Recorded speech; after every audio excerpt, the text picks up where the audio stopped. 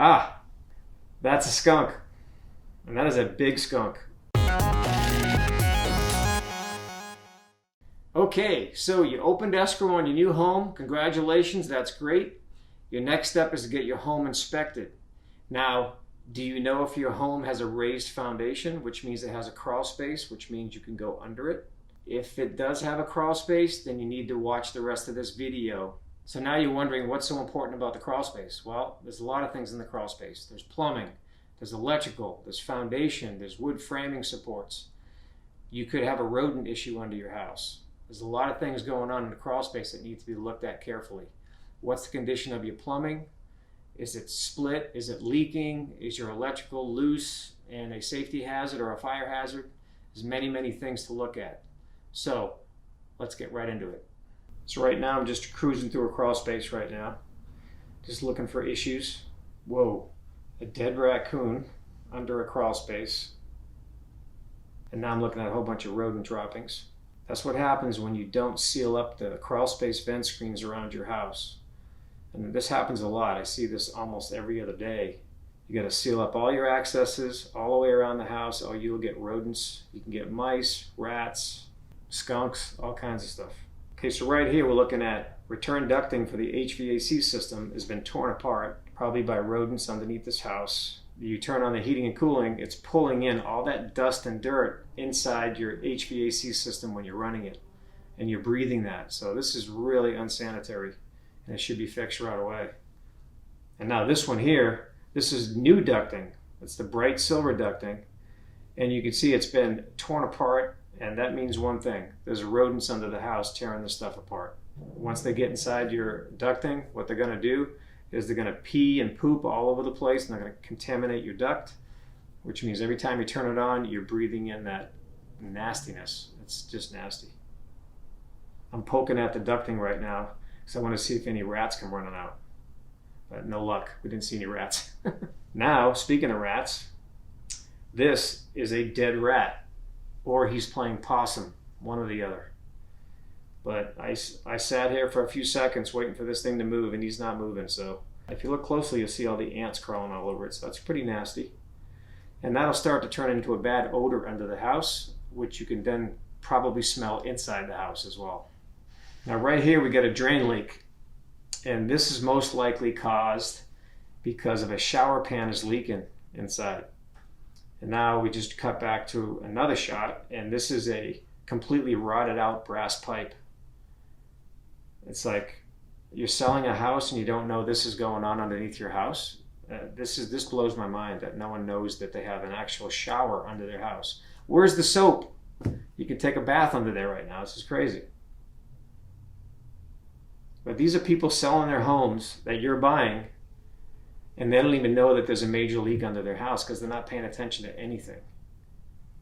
And this pipe literally rotted away. I'd never seen that before. And here we go again, another leak. And this is a upgraded pipe. This is ABS plastic. So somebody went in and did all this work probably not too long ago, and there's actually a lake under there. And on this one, you got a disconnected drain pipe. It's leaking. It's disconnected because they didn't glue it. They didn't put any glue on the fitting, and it just pulled apart. And right here, this does not look pretty at all. It's like, it looks like urine and something else. It's nasty. That's a nasty find right there. And here we go again. An upgraded pipe, and it's leaking like a sieve. It's just pouring water. This is crazy. And now this is one of my favorites right here. This drain pipe is completely rotted out at the bottom. And yep, turn on the water and here comes the flood. And by the way, somebody was just working on it too, because there's new water supply pipes on each side. So somebody had to see that and they left it there. And this is nasty right here. This is a sewage leak. So as you can see, this has been going on for a long time. That soil is completely saturated. There's mushrooms growing on the right. Ah! That's a skunk. And that is a big skunk. This thing had to be like 3 feet long from tail to head. And I was like, whoa. And I wasn't trying to get too close to it because I didn't want it to spray my little robot that I have under there. So I let him out of that corner because I didn't want him to spray me. But if you watch now, as he walks across the opening, you'll see how long it is. That opening is probably 24 inches. So this thing's easily close to 3 feet long for sure.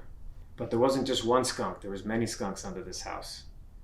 And I'm about to show that right now. You'll see more skunks.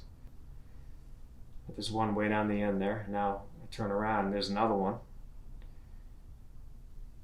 This one here I get really close to, so this is a good shot. Come on up. So these are the things I find under houses, and you know, this is not that uncommon.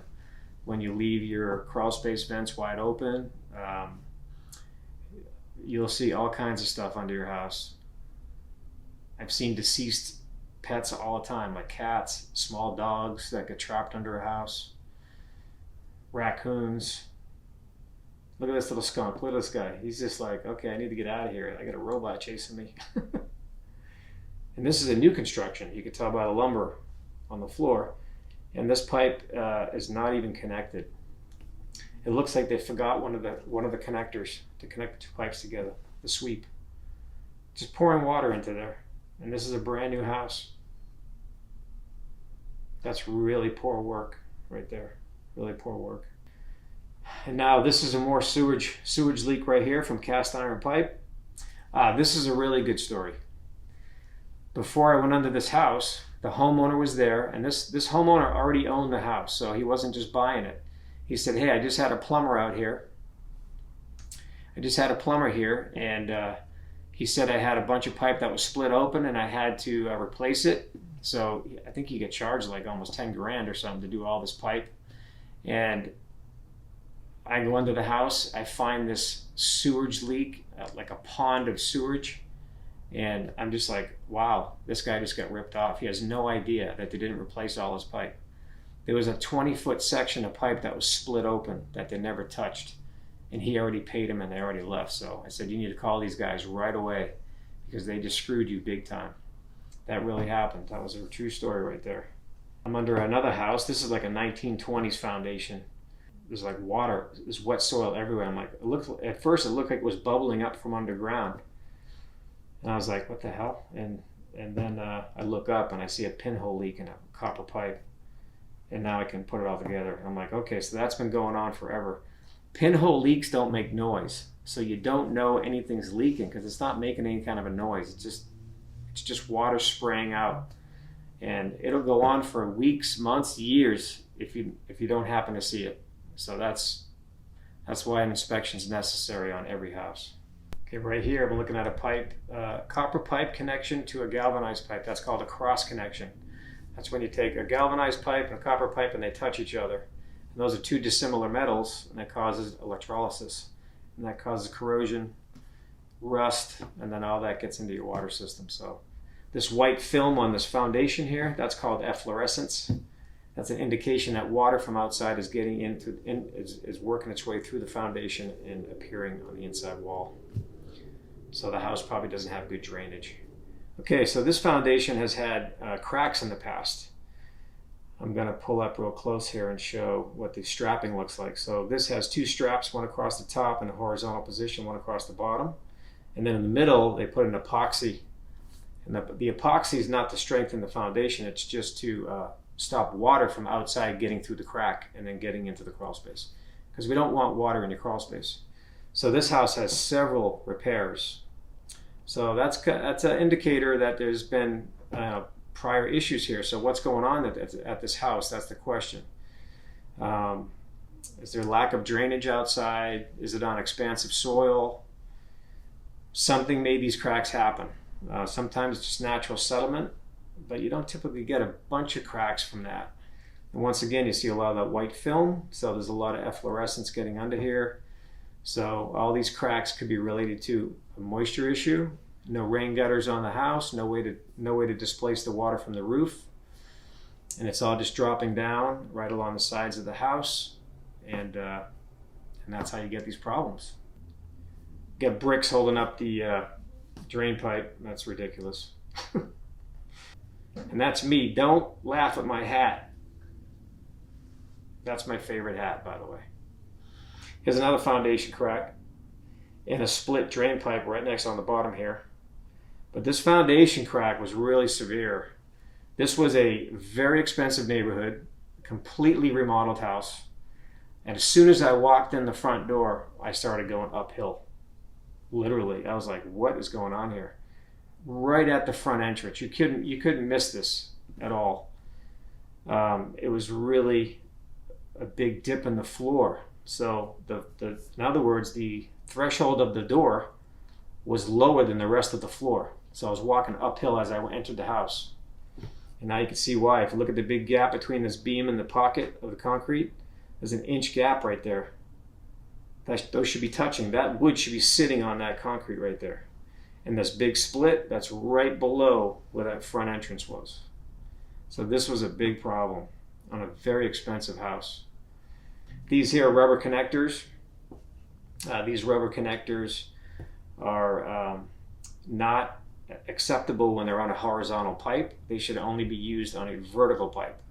The pipe's going this way, those rubber connectors should not be used unless they have a metal sheathing over them. Look at this. Looks like a pool hose connected to the drain line. That's connected to something inside the house, and I couldn't even tell what it was from.